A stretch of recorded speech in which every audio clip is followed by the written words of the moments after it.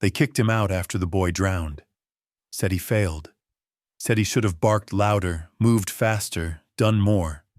But for 8 straight days, the German shepherd sat by the water's edge, in the rain, in the cold, never leaving the last place the boy had smiled. Have you ever seen a dog grieve in silence, even when the world turns its back? If you've ever felt wrongly blamed, or stayed loyal when no one asked you to, stay with us. Watch until the end, because this story doesn't shout. It waits, and if you're still listening at the end, it may just heal something you forgot was broken. The mist rolled low over penned Oreilla Lake that morning, thick as breath, clinging to the evergreens and bleeding across the ground in soft gray waves. The cold didn't bite, it pressed, heavy and slow, like the kind of silence that follows something you can't take back. A lone house stood by the water's edge, paint weathered to a bleached silver, porch sagging under years of snow and sun. It used to look cheerful in late spring, when flower pots lined the railing, when a boy's laughter echoed through open windows. But not today. Not since the lake took what it couldn't return. On the wooden porch, unmoving, sat a German shepherd. His name was Briggs, 10 years old, sable coat, streaked now with gray along his muzzle and spine. One ear stood tall, the other bent at the tip, not by age but from an old scuffle with a stray that tried to nip at the boy. His hind leg bore the faintest hitch in his gait, the result of a healed tendon tear. Still strong, still sturdy, but slower now. And for 8 days he had not moved far from this spot. He sat with his paws just past the welcome mat, his body damp from rain, his eyes fixed on the lake, not scanning, not searching, just waiting. Inside the house, the world had folded in on itself. The once home of the McCraes, Thomas and Evelyn, had grown quieter than any grief should be. The kind of quiet where doors stayed closed even when no one was sleeping. Where no light came on though the sky outside had turned slate and the afternoon was pretending to be dusk. No one had said the boy's name aloud in 3 days. Lucas, 9 years old, bright, curious, allergic to strawberries, loved dinosaurs and drawing, and loved Briggs with a fierceness that made some neighbors smile and others shake their heads. Boy loves that dog like a brother. Then came the morning he didn't come back from the lake. They said Briggs had been with him, that the two had wandered down toward the reeds where the water pooled quiet and deep, that someone heard barking, then nothing. No one asked if the dog jumped in. No one saw the scratch on Briggs's side or the mud caked under his claws. They just knew the boy was gone, and the dog was not. And grief, that old clumsy thing, needed something to hold. A villain. The door creaked open. Mrs. McCrae stood there in her robe, hair tangled from days of not sleeping, her eyes rimmed red but not wet. She didn't speak. Her hand raised slowly, a trembling finger pointing out toward the tree line behind the house. Her mouth didn't form words, but her face said them clearly. Go. Briggs didn't growl, didn't whine. He stood, his joints stiff, fur damp, and turned his face to her one last time. A slow blink. That was all. Then he stepped down the stairs, one paw after another, onto the gravel path. He did not look back. The door closed behind him with a sound too soft to be final, and yet it was. As the rain picked up again, it tapped gently across the pine needles and ran in rivulets down Briggs's coat. He moved slowly past the tool shed, past the dock where the boy once threw sticks, past the wooden sign that still read McCrae Family Summer House since 1993. Past all of it. That day, 3 people in Sandpoint, Idaho saw him walking. An old man on a porch tightened his blanket and muttered to himself. A woman in a blue truck rolled up her window. A teenager on a bike slowed as the loyal German shepherd limped by, then pedaled faster without turning around. No one called out. No one asked where the dog had come from. Everyone had heard. Everyone had their version. By dusk, Briggs had reached the edge of a gravel road leading toward the old boat repair yard. He settled under a rusted overhang beside a derelict warehouse that once belonged to a man who fixed motors and sold fishing bait. No one used it now, except the wind, and now the dog. He curled against the wall, nose to paws, rain dripping from the edge of the roof onto his back. He didn't shake it off. He didn't move. Only his eyes flickered open when a far-off engine passed. Somewhere inside him, where instinct lived and scent still mapped the world, Briggs held on to the memory of the boy's scent, still caught in the fibers of the red scarf left behind on the porch. But more than scent, it was the pattern of the boy's steps, the shape of his laughter, the way his little hand once found that bent ear and scratched it just right. He waited. Because that's what loyal dogs do when the world stops making sense. They wait. And in the fog rolling back in over the lake, a story of heartbreak and redemption was quietly beginning. Briggs wandered the edge of town like a ghost no one wanted to admit seeing. He didn't beg. He didn't bark. He didn't snarl or snap at the world that had turned its back on him. He simply moved forward, limping slightly from an old injury never fully healed, his dark eyes steady, carrying something quiet and unbearable. The people of Sandpoint, Idaho, looked away. They weren't cruel, just tired. Tired from whispers, tired from casseroles left untouched, and church prayers mumbled over paper cups of weak coffee. The kind of tired that comes not from work, but from not knowing where to place sorrow. And when sorrow has no direction, it turns to blame. So they blamed the dog. Briggs passed by familiar places with unfamiliar silence. The corner store where Lucas once begged for gum. The town library where Mrs. McCrae used to volunteer on Fridays, shelving picture books while Lucas and Briggs waited outside. The scent of pine and dust was still there, but it no longer meant home. It meant memory, and memory was colder than snow. He paused outside the old bakery, its windows fogged from the ovens inside. Through the glass, an older woman glanced up, recognized him, and slowly reached for the blinds. She didn't pull them down in anger, just quietly, as if saying, "We can't do this right now." Later that day, the wind picked up.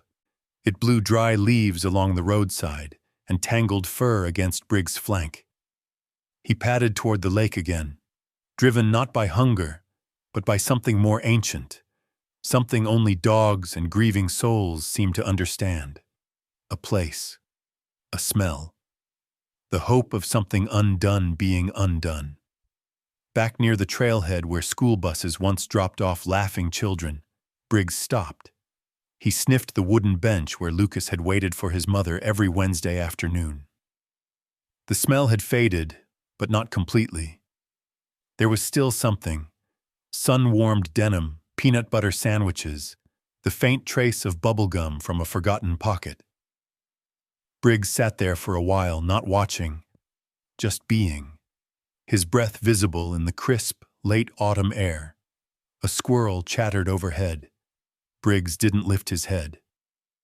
That evening, as the sun slid behind the mountain ridgeline, painting the lake in copper and rust, Briggs curled beneath the awning of an old supply shed near the water's edge. The shed hadn't been used in years. Its roof sagged in the middle, and the door hung open like a broken jaw. But it was dry and quiet. Inside, the air was thick with the scent of rope, oil, and cedar rot. Briggs circled once on the cold concrete and lay down. Outside, the rain started again, soft at first, then harder, tapping its long fingers across the tin roof. He didn't flinch, just breathed. Somewhere, in another life, Lucas would have called for him by now, that high, cheerful voice, that laugh. But there was no sound now but the rain and the creak of an old sign swinging in the wind. The next morning, a child's jacket lay at the edge of the McCrae's porch, forgotten, soaked, and heavy with rain.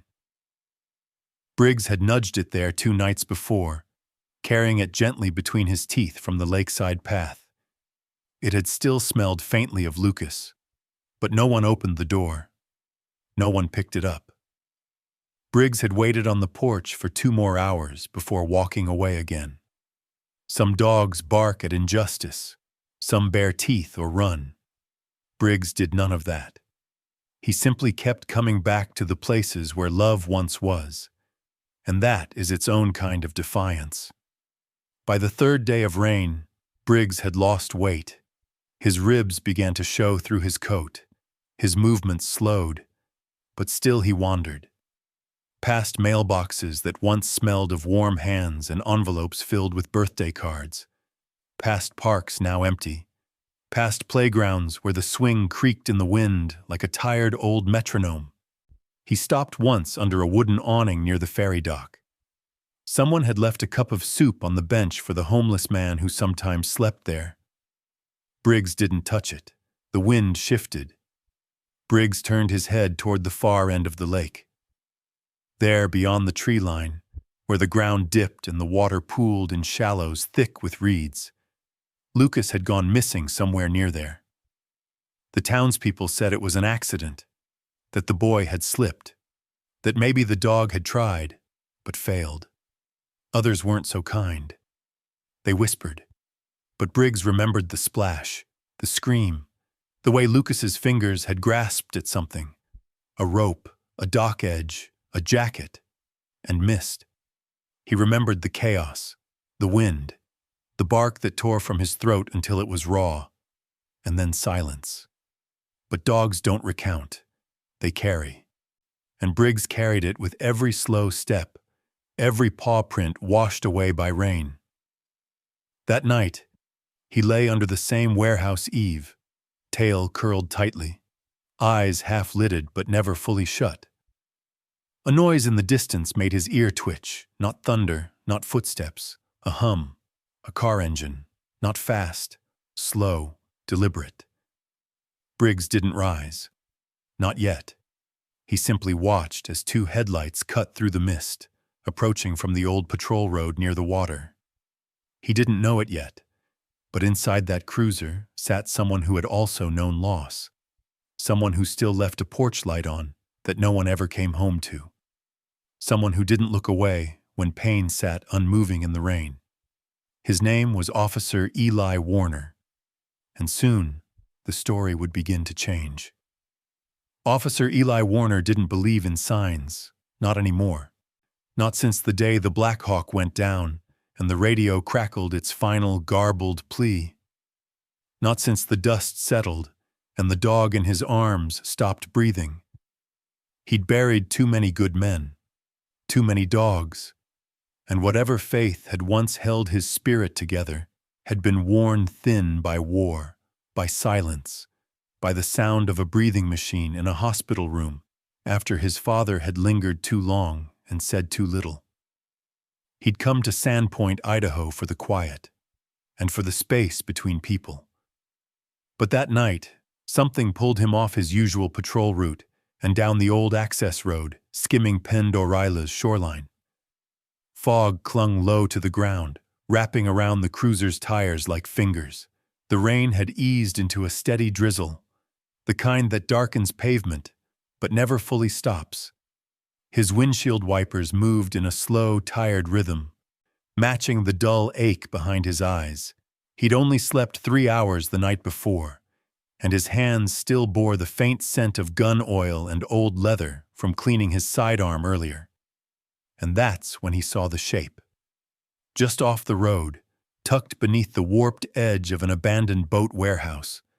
Something stirred in the shadows. Eli's headlights cut across it for a second, then passed. But his foot was already easing off the gas. He reversed, slow and controlled, and let the beams catch it again. A dog. Large. Still. Lying low to the ground, but not cowering. Eli's hand hovered near the spotlight toggle, but he didn't flip it on. The bright beam would startle, maybe even scare off. So instead, he let the ambient glow of the cruiser rest there like a quiet question. The dog didn't run, didn't move. Eli leaned slightly forward, elbows on the wheel. He couldn't make out details, not from this distance, but there was something about the way the animal's body was positioned. Not aggressive, not wounded, just still, as if waiting, not for rescue, but for release. He reached for the door handle, then stopped. Memories have a way of creeping in sideways. This one came from the heat and dust of another country, another life. The sound of rotors, the smell of blood, and Sammy, his K9 unit, his partner, his only steadiness in that chaos, lying motionless after the explosion, his chest rising and falling once, then not again. Eli closed his eyes for just a second, then opened the door. Rain tapped gently against his shoulders as he stepped out. The air smelled of pine needles and wet rust. He took a few steps toward the dog, careful, deliberate. The dog lifted its head. One ear pointed, the other folded slightly, a crooked silhouette against the gray wall. Eyes met his, amber against the dark. And in them Eli saw something he couldn't explain. Not fear, not defiance, grief. He stopped walking, let the distance remain. No tag, no collar. Just the posture of a dog that had known belonging and been removed from it. Eli reached into the cruiser and pulled out a folded marine-issue towel, one he kept in the back for emergencies. He walked to the edge of the warehouse's side wall and laid it down just under the overhang, a few feet from the dog. "That's all I got for tonight," he muttered.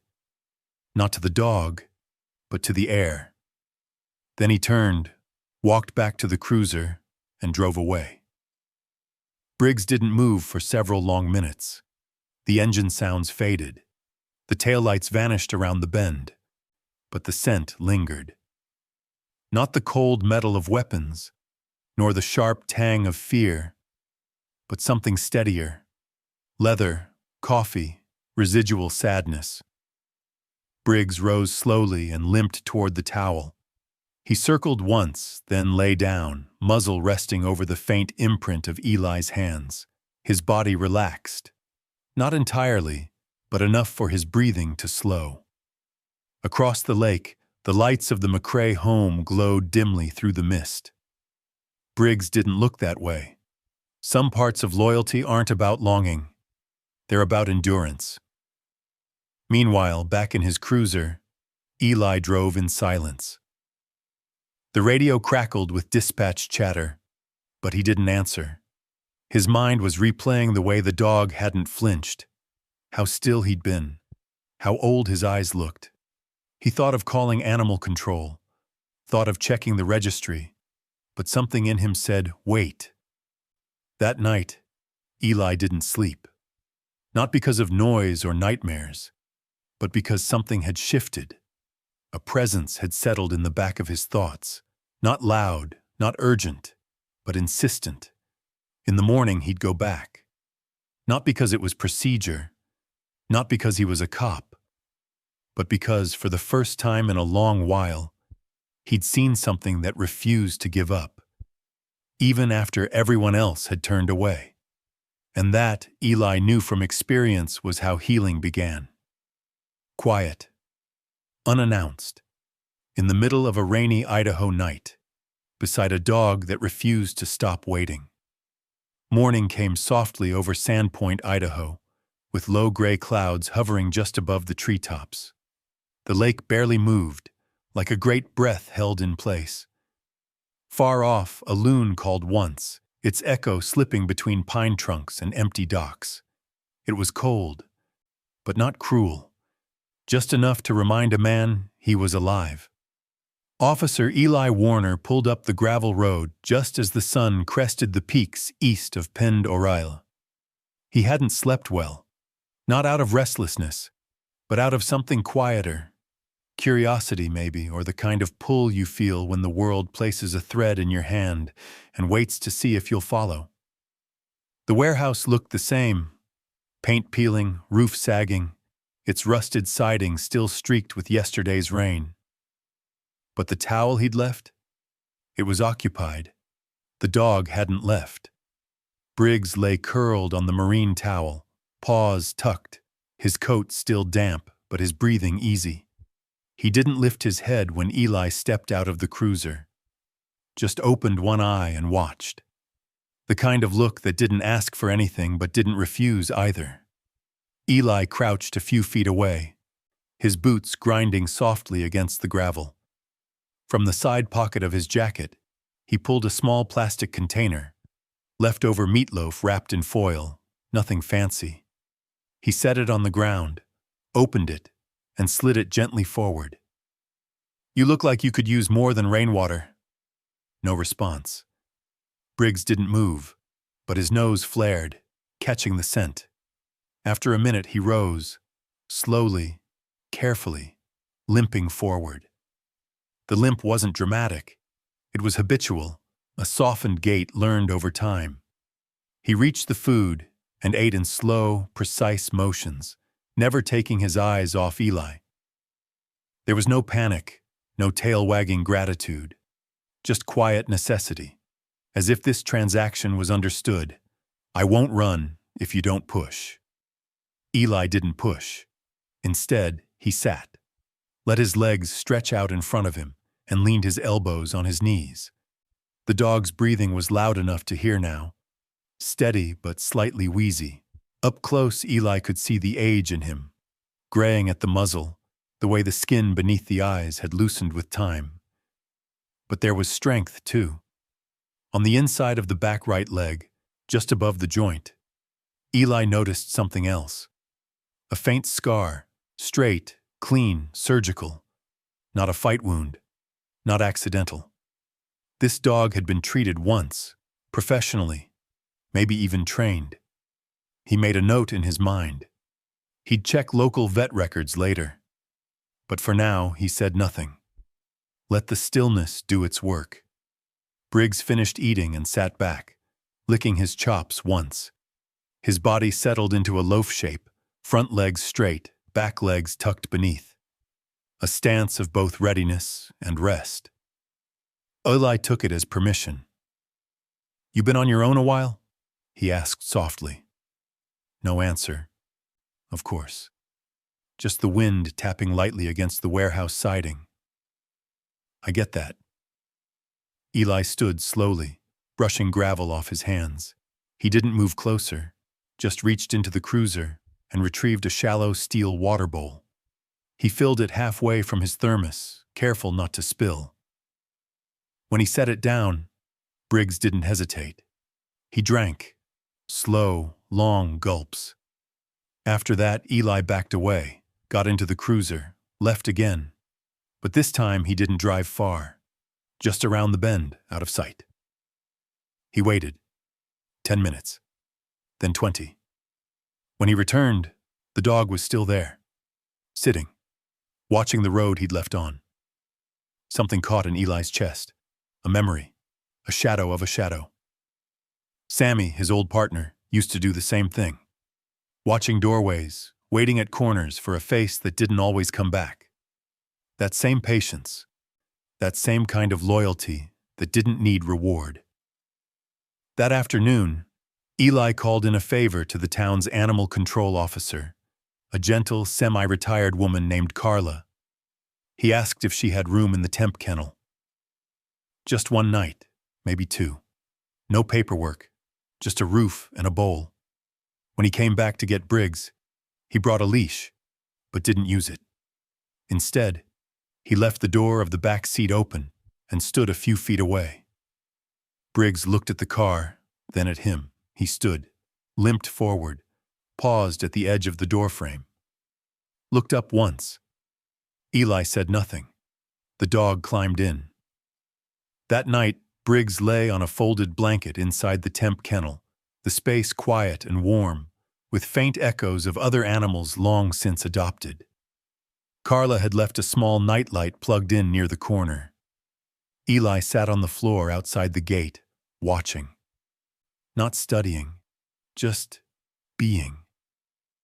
After a while, he said softly, almost to himself, "You don't have a chip, no collar, but that scar on your leg, someone once cared, trained you, treated you. You've seen more than most dogs, haven't you?"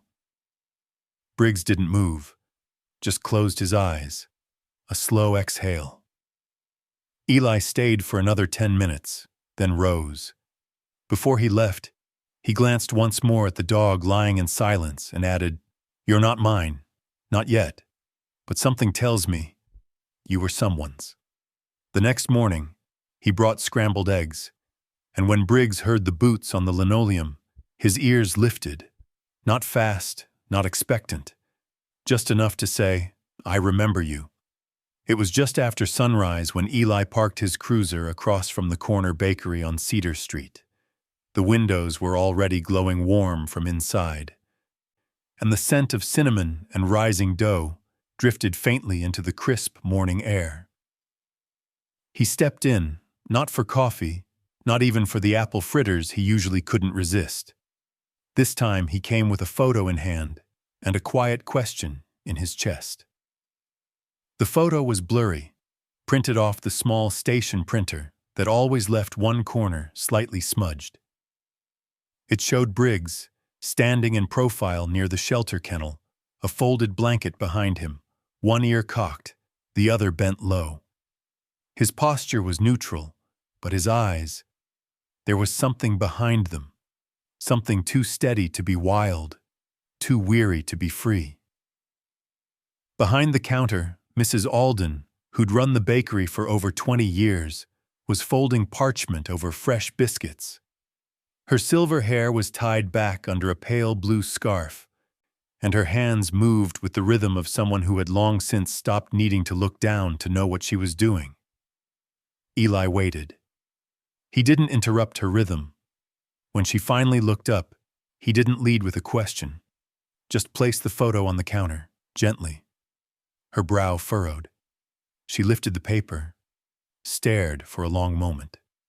Then her lips parted. "That's the McCrae boy's dog." Eli didn't answer. Let the silence do what it needed. She nodded once, as if to herself. "Used to see him out back, just off the alley there. Every Saturday morning, they'd stop and sit on that crate near the fence. Boy would eat half a chocolate chip scone, other half went to the dog. Always the same. That dog never left his side." She paused.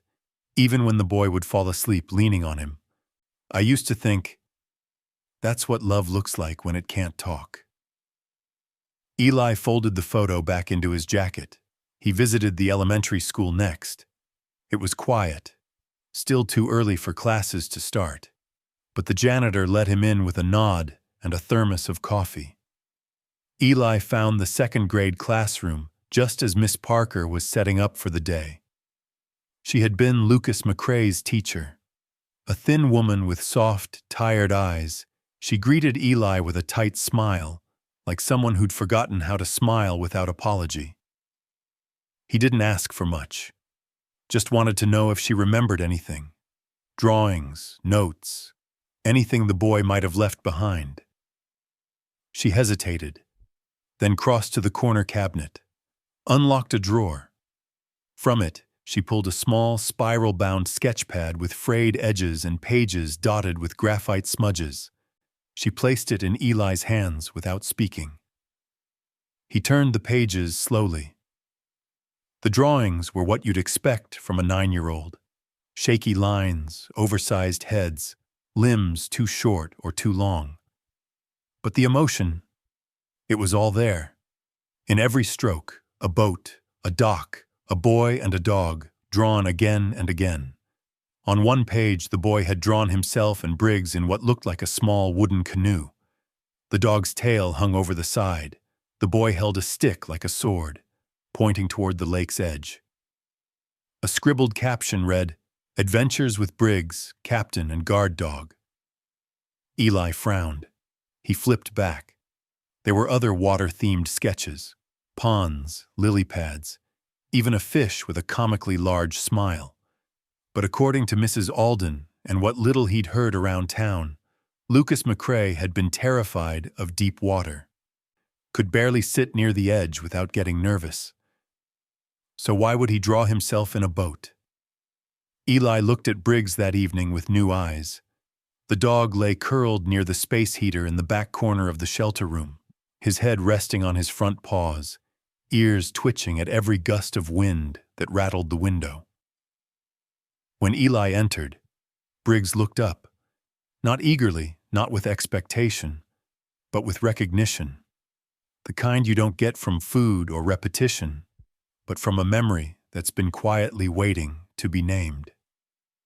Eli sat on the floor, cross-legged, and pulled the sketchbook from his jacket. He opened to the canoe drawing and turned it toward Briggs. "You ever ride in something like this?"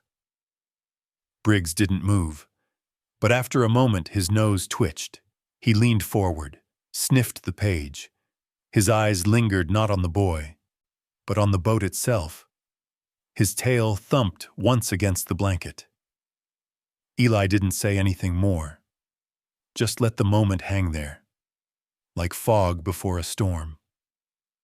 That night, he logged into the department's database and started cross-checking veterinary records from a 50-mile radius, looking for anything that matched Briggs's scar, a precise surgical incision near the hamstring, likely orthopedic. 2 hours in, he found a file from a rural vet clinic just south of Bonner's Ferry. The dog's name, Briggs. Owner listed, Thomas McCrae. Procedure date, 3 years ago. Ligament repair from a childhood injury. The file included one note from the vet. Dog shows high emotional sensitivity, used as unofficial therapy support for client's son. That was enough. Eli leaned back in his chair and stared at the ceiling for a long time. Not because the pieces were all falling into place, but because the world had kept turning while no one had stopped to really look. They'd turned away from the one creature who hadn't. They'd missed the truth because grief makes people blind. But the dog had been there all along, and tomorrow, Eli would start asking different questions. The air along the lake had taken on that sharp stillness only found in late November, where even the birds seemed to pause before breaking silence. Thin frost clung to the edges of the reeds, and the surface of Pend Oreille shimmered with a hard gleam beneath a sky the color of steel. Eli stood near the trailhead, his boots quiet on the wet leaves, watching Briggs sniff the earth with slow, deliberate purpose. There was no leash, not today. The dog had earned that. Since the morning Briggs had looked at the sketch of the canoe, something had changed in him. Not in body. He still moved with the same slight limp. His frame still carried the weight of age, but in intent. He wasn't wandering now. He was searching. They moved together along the trail that skirted the lake's edge, where the reeds grew thick and the shore dipped low into the water. The path was narrow, barely more than a strip of beaten-down grass and leaf rot, used mostly by fishermen and kids looking for turtles in the spring. But now it was empty, cold, still. Briggs paused near a bend where the land jutted slightly into the lake, a shallow inlet partly hidden by a line of weathered boulders.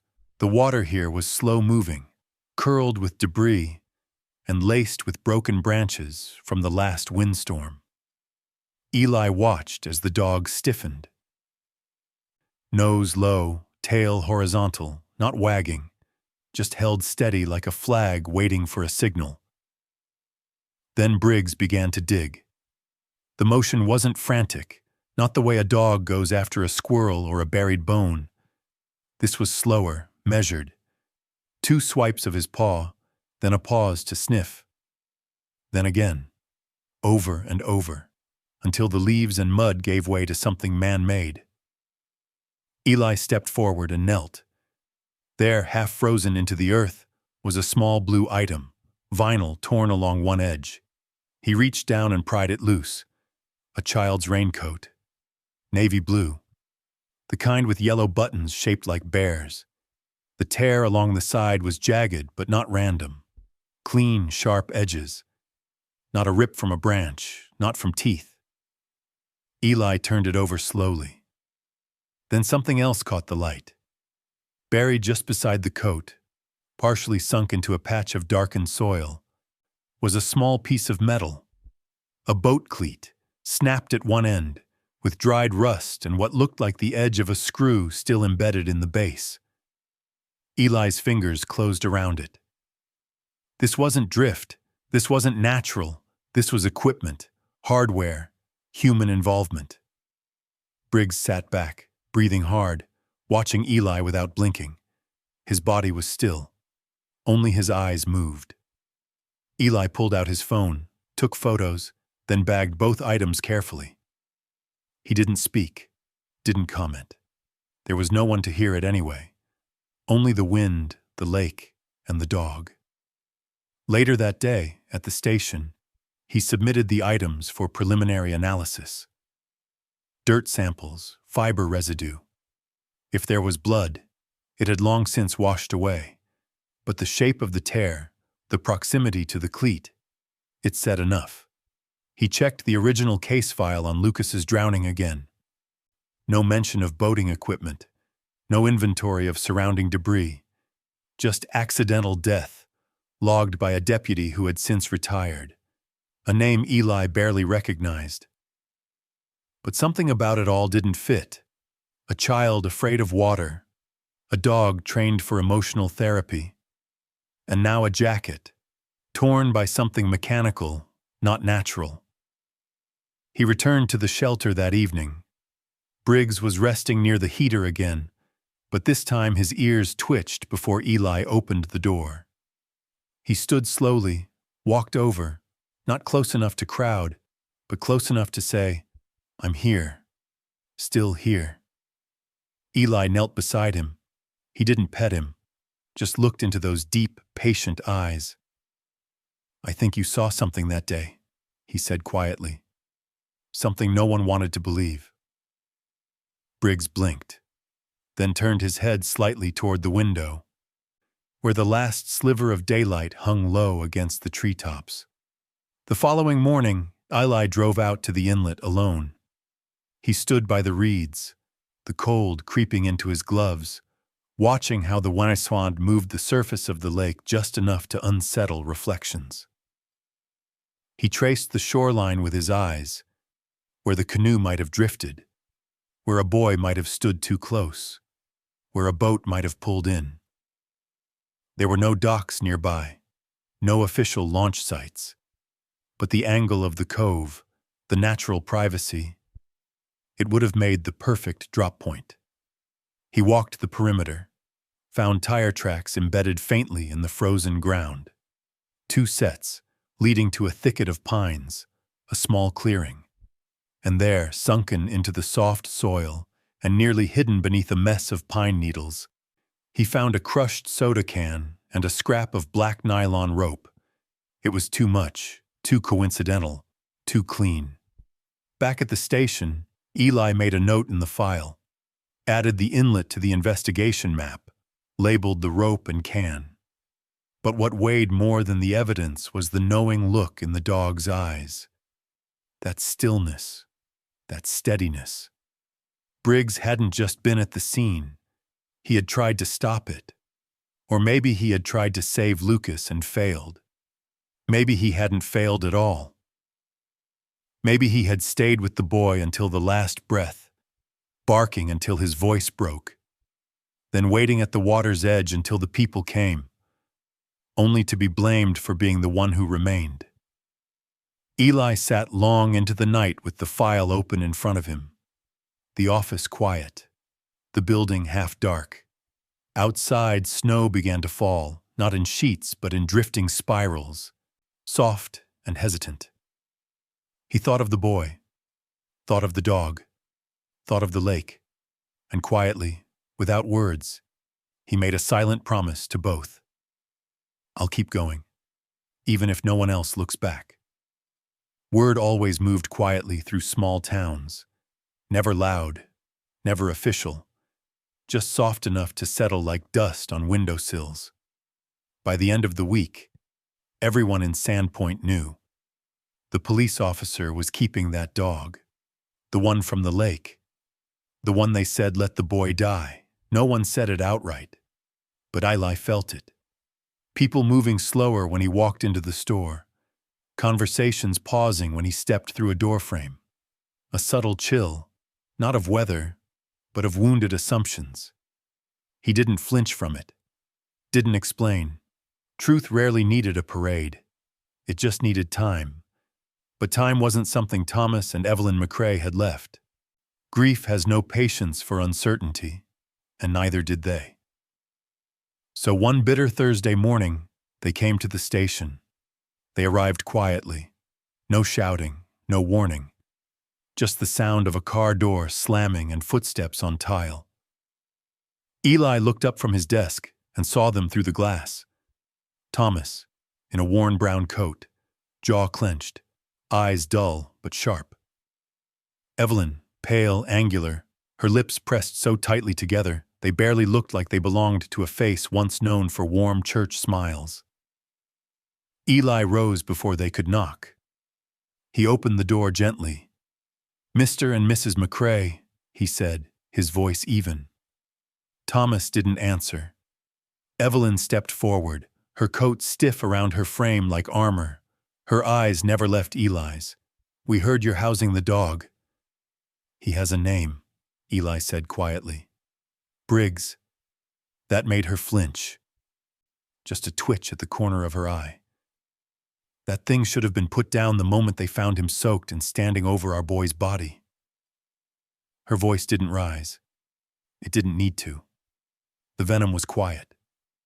Eli didn't move. There's no evidence he harmed Lucas, and new findings suggest the scene wasn't what the report claimed. Thomas shifted behind her, uncomfortable, as if his own body was retreating from the weight of her words. "We're formally requesting that he be surrendered to animal control," Evelyn said, "for destruction." Silence fell like snowfall. Slow, inevitable. Eli didn't argue. He didn't need to. He walked around his desk, opened a drawer, and laid a file on the table. Then he slid it gently toward them. Inside were photographs, the torn raincoat, the snapped boat cleat, the metal rope ring, and a copy of the sketch Lucas had drawn, himself and Briggs in a boat, drawn from memory, not fear. "I believe," Eli said slowly, "that your son wasn't alone when he went near the lake that day. I believe something happened, something that had nothing to do with Briggs. In fact, I believe Briggs tried to stop it, or at the very least stayed with him until the end." Thomas stared at the pictures, unmoving. Evelyn stood straighter, a wall of disbelief hardening in her jaw. "You believe?" she said. "You think your belief undoes the truth? My son is dead, and that dog was there." Eli nodded. Yes, he was. He never left. For the first time, her voice cracked. "We trusted that animal. We let him into our home. We treated him like family. And he—" She stopped, swallowed. "He came back alone." From the hallway, soft footsteps approached. Carlabetta. The shelter manager paused with a quiet knock. In her hand was a folded scarf. Red, frayed at the ends. She spoke softly. "I believe this belongs to your son. We found it in the kennel with the dog. He brought it with him.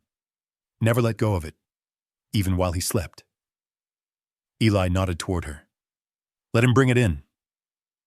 There was hesitation. A breath held. Then Carla turned, and the familiar sound of claws on tile echoed softly behind her. Briggs stepped into view. No leash, no command, just presence. He didn't bark. He didn't hesitate. He walked slowly, evenly, his eyes calm but alert. And in his mouth, clenched so gently it barely left an imprint, was the red scarf. He stopped just short of them, then placed it on the ground, carefully, stepped back, sat. Thomas's hand moved first, not toward the dog, but toward the scarf. His fingers trembled as they touched it, as if the fabric might disappear beneath his grip. He picked it up and held it to his chest, eyes suddenly bright with something heavier than anger. Evelyn didn't move, but she looked down, then at the dog. Briggs didn't flinch. He didn't beg. He simply looked at her the way only a dog can, with the full weight of memory and nothing asked in return. You kept it, Thomas whispered. No one replied. Briggs lowered his head to the floor. Not in submission, just quiet, as if saying, I know. I waited. Eli stepped back, giving the moment room to breathe. No one apologized. No one had to. But the air shifted. The temperature in the room changed. Just slightly. Grief hadn't left the room. But it had made space. The frost had crept in early that morning, veining its way across the windows of the police station, turning the glass into a soft blur of light and shadow. Inside, the warmth hummed low from the old wall heater near Eli's desk. Briggs lay nearby, his body curved around the baseboard like he'd been there forever, as much a fixture of the room now as the kettle on the filing cabinet, or the faded photo of the lake pinned beside the door. Eli stood at the center of the evidence board, silent. The red string connecting pushpins wasn't the kind of drama people imagined from detective novels. It was quiet work, patient, like stitching a wound from the inside out. Every line led back to the same place, that inlet near the bend in the trail, the place where the reeds grew tall and the ground stayed wet long after the sun had touched every other part of the lake. That's where Briggs had found the coat. That's where the boat cleat had been buried. That's where the silence had grown too thick to ignore. Then came the call. It wasn't dramatic. Just a simple note from dispatch. A maintenance worker at the old public gardens near the lake had flagged a man behaving erratically around the tool shed. Someone Eli had flagged months ago during an unrelated incident.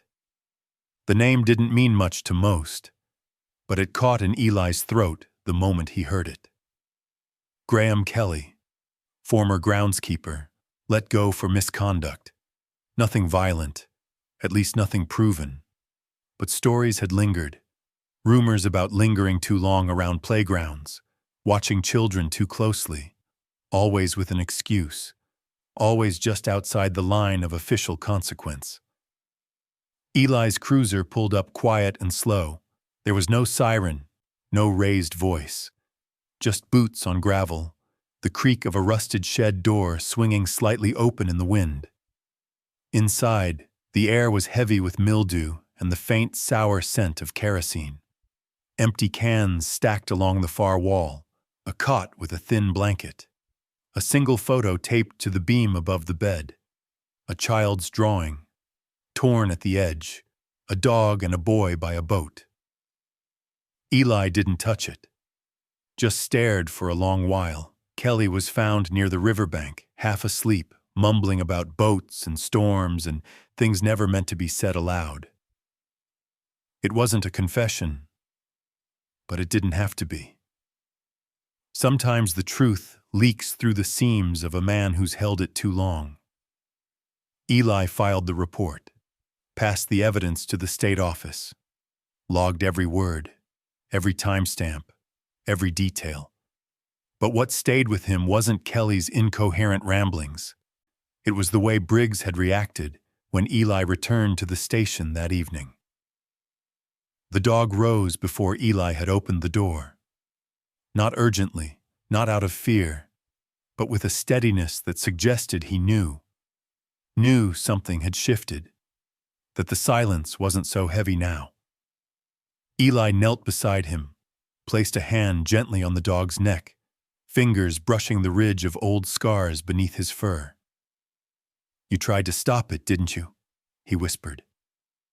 Briggs didn't move, but he leaned in, just slightly, enough to let the warmth of his shoulder rest against Eli's knee. That night, Eli sat in the back room, the old sketchbook on the table in front of him. He turned pages slowly, studying each charcoal line, each smudge of crayon where Lucas had tried to capture the shape of his world. Most of it was joy, dogs and trees and little boats with big dreams. But on the final page, folded into the back cover, was something else. A rough sketch of the inlet. A boat drawn with shaky lines. A dark figure near the edge. No face, just presence. And to the side, Briggs, clearly labeled in the boy's scratchy handwriting, standing between the boat and the boy, tail raised, mouth open. A warning. A protector. Eli stared at it for a long time. When he looked up, Carla stood in the doorway. She'd brought warm towels and a clean blanket. Her voice was quiet. "Did you see the security cam from last spring? The dock cam at the west end of the inlet?" Eli shook his head. She handed him a USB drive. Maintenance team finally retrieved old footage. Took months. Most of it corrupted from water damage. But there's 30 seconds intact. Dated the day Lucas went missing. He plugged it in. The footage was grainy. Time-stamped. No audio. But enough. The frame showed the lake. A boat drifting. 2 figures. One adult, one child. The adult steps off. Leaves. The child stays. Minutes pass. Then from the trees, Briggs appears. Runs to the dock. Barks silently in the frame.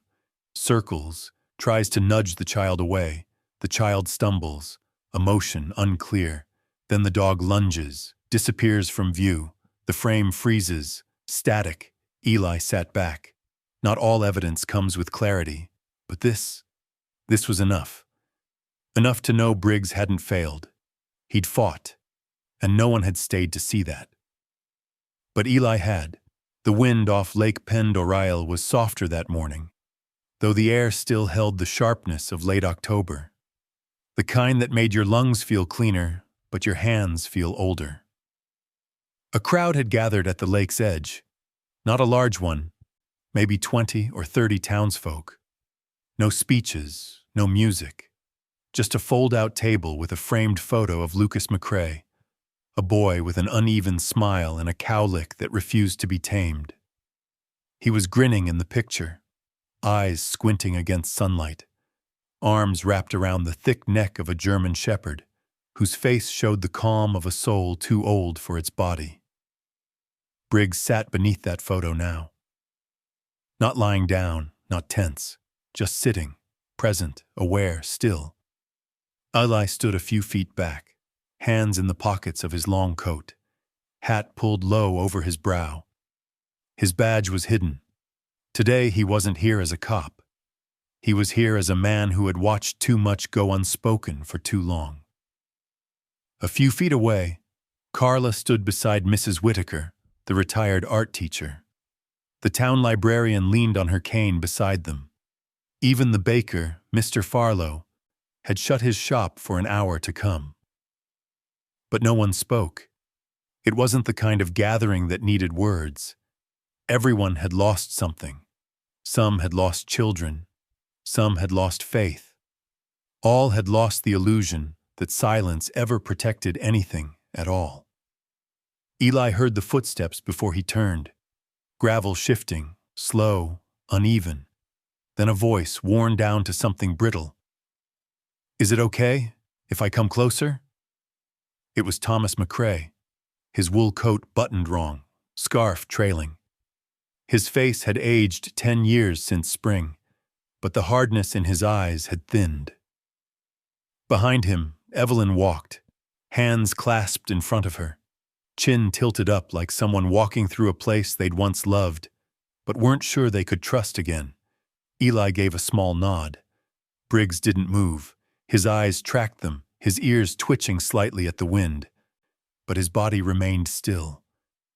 Thomas stopped just before the photo, not looking at it right away. Instead, he looked at the dog. And then, without ceremony, without asking, he knelt. Not with grace, not like a man rehearsing a moment of redemption, just slow and stiff and honest. He reached into the inside pocket of his coat and pulled out something wrapped in cloth. Carefully, like he feared it might dissolve. It was a collar, faded red leather, a metal tag, dulled by years, still etched with one word: Briggs. He didn't hold it out like an offering. He simply placed it on the grass, beside the dog's front paws. "I found this in Lucas's treasure box," Thomas said quietly, more to the wind than to anyone else. "We thought he lost it that day." Briggs looked at it, then slowly, almost imperceptibly, lowered his head, touched his nose to the leather, and exhaled. Evelyn didn't kneel. She didn't cry. She stood, her eyes on the dog for what felt like forever. Then, with a breath that seemed to cost her something, she stepped forward and reached out, not to touch Briggs, but to place her hand on the photo frame. She held it there, fingers brushing the wooden edge, and finally whispered, "He never blamed you." Something passed between them then. Not forgiveness exactly, but a softening. A moment where the wound didn't close, but it stopped bleeding. The townspeople didn't clap. No one said amen. But Eli felt it, the shift, the unspoken understanding that whatever had happened, whatever silence had hidden, something had survived it. Loyalty, stillness, love without condition. Later, as the sun crept a little higher and the fog began to lift off the lake in strands, people started to leave. Quietly, in pairs, or alone. They didn't speak much, just nodded, held each other's coats, walked slower than usual, as if not wanting to disturb the air. Only a few remained: Thomas, Evelyn, Eli, and Briggs. Thomas finally stood, brushing dirt from his knees. "She would have wanted to take him back, you know," he said, eyes on the dog. "Lucas, if he'd come home first that day, he would have said, 'He's not just a dog, Dad. He's my brother.'" Eli nodded. "He said that to me once, when I passed him on patrol, outside the library." Thomas blinked at that, then gave a quiet, broken laugh. Evelyn stepped beside her husband, looked at the collar still resting on the grass. She didn't say anything, but after a long pause, she crouched, elegant even in grief, and lifted the collar. Without asking, she stepped toward Briggs and slowly reached out. The dog watched her, didn't move, didn't resist. She slipped the collar over his head. No one said a word. Briggs sat still, the tag resting gently against his chest, catching the morning light. A moment later he turned, walked to Eli's side, stood, and Thomas, watching, gave a slow, reverent nod. "He belonged to all of us," he said. "But you were the only one who stayed." The station felt different that morning. Not quieter, Eli had always worked in quiet, but steadier, like something heavy had finally settled where it belonged. The wind outside no longer clawed at the windows, and the sun, pale but present, touched the floor through the blinds in long golden strips. You could almost mistake the world for gentle again. Briggs followed Eli through the front door without hesitation, no leash between them. He didn't rush, didn't sniff, didn't pause. He simply walked at Eli's side like he had always belonged there. Like this rhythm, this pacing, this silence, was their shared language. At the front desk, Carla looked up and smiled, the kind of smile that comes from behind the eyes, worn and warm. "New partner?" she asked softly. Eli nodded once. They didn't say more. There was no need. He led Briggs down the hallway that smelled faintly of old paper, coffee, and winter air. On the office door, a new plaque had been screwed into the wood. Officer Warner and K9 Briggs. The letters were etched deep, clean. Nothing decorative, just true. Eli pushed the door open. Inside, the room was simple. Desk, chair, metal file cabinets. But against the far wall, the photo had been framed. Lucas by the lake, arms around Briggs, both smiling, both unaware of what life still held ahead. Below it sat a shelf. On it, Lucas's drawing, now sealed behind glass, a red collar, and a folded blanket that Briggs had once slept on outside in the rain, untouched since that week. Briggs approached the shelf. He looked up at the drawing for a long moment, tail low but still. Then, gently, he lowered himself onto the rug in front of it. No sigh, no restlessness, just quiet arrival. Eli turned on the small lamp by the desk. The amber light spilled softly into the corners of the room. He poured himself a cup of coffee, took a sip, then walked back to the window and opened it a few inches. The wind carried the scent of pine and melting frost. Somewhere, a crow called once, then vanished into stillness again. Briggs stirred only slightly. On the desk, the day's tasks waited. Reports, calls, a list of follow-ups. But none of it felt urgent. Not in that hour. Not in that room. Eli sat, leaned back, and looked at the dog who now shared the space not just as a partner, but as a witness to all that had come before. He thought of what hadn't been said, the words Evelyn had not spoken, the apology that never came, the pain that had simply shifted. But Briggs had not needed words. He had waited in the rain. He had stood by the bus stop.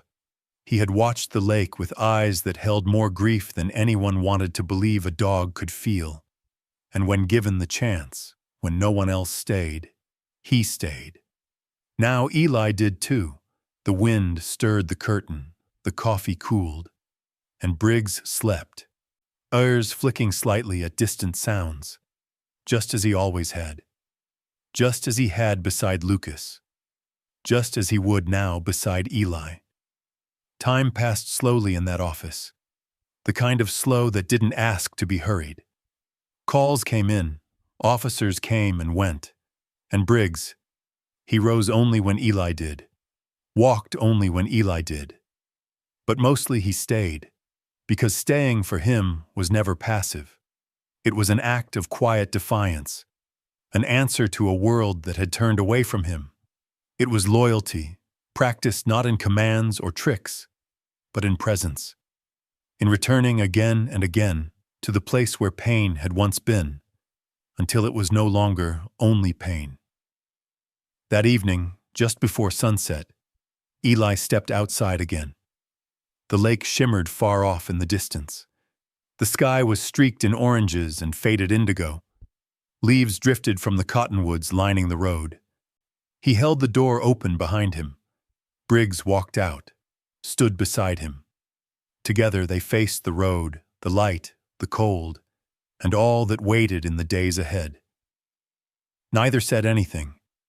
But that silence, it was full, not empty, not anymore. Sometimes healing doesn't come with answers. It comes with staying. Briggs never needed to prove he was loyal. He just waited, even when it rained, even when they turned him away. And in the end, it wasn't justice that brought peace. It was quiet presence. A collar returned. A place made whole again. Maybe that's what love looks like when it grows old. It doesn't shout or chase. It waits in silence until someone is ready to come back. If you've ever loved a dog like family, or carried a grief no one else could see, we'd be honored to hear your story. Who was the dog that stayed with you when the world didn't? Or the person who finally believed in your silence? Share your heart in the comments. We're listening. And if this story held something true for you, stay with us. There are more quiet stories waiting.